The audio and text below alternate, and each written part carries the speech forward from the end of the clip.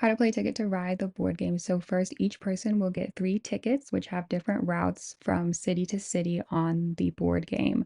So you will go ahead and shuffle those and then pass them out. Next, you will shuffle the train cards and give each player 4 of them. And then you will take the next top 5 cards from the deck and place them face up against the board, and then you will place the rest of the pile next to those 5. So before you start playing, each person will have their physical trains as well as their score marker, and then they will look at their 3 routes that they were passed out. So in this example, the first player has their first route, Los Angeles to New York. So they will find that route on the game board and just see how far they are from each other, how many trains they might have to get, what different colors they'll have to get, what different routes they can take, etc. So each player will create their plan in their head and look at their routes secretly, and then they can also decide if they want to put one of their routes back. You have to keep at least 2 routes at the beginning. So the goal of the game is to have the most points at the end of the game. You can collect points by completing your routes, laying down trains on different size lengths of tracks,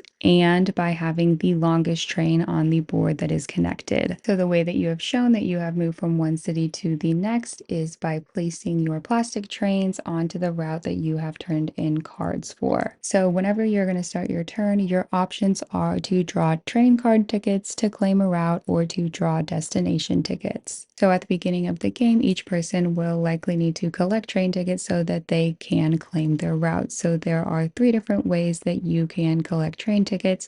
You can either choose 2 train tickets from the face up cards.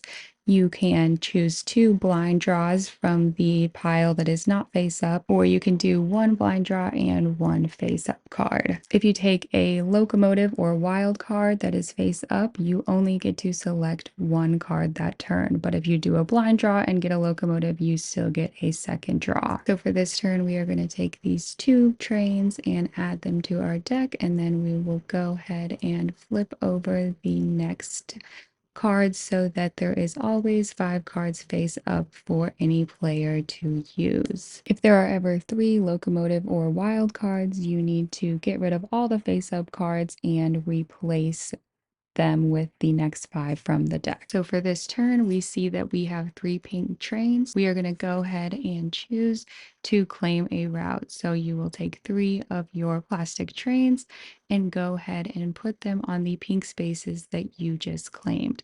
When only 2 or 3 people are playing the game, the double routes cannot be used, and the same player cannot take both parts of a double route. The final way that a player can take their turn is they can draw destination tickets. So these are additional to the destinations that you have already chosen. You will pick up 3 and you have to choose at least 1 to keep. This will help you get more points towards your end score. To keep score, you will take your game piece. Everybody will start at 0, and then as you put down trains, you will score the corresponding amount that is on the board and on the small score sheet. So I laid down 3 trains, which is worth 4 points. So I moved the yellow forward 4. At the end of the game, this card will give 10 extra points to the person with the longest connected train on the board.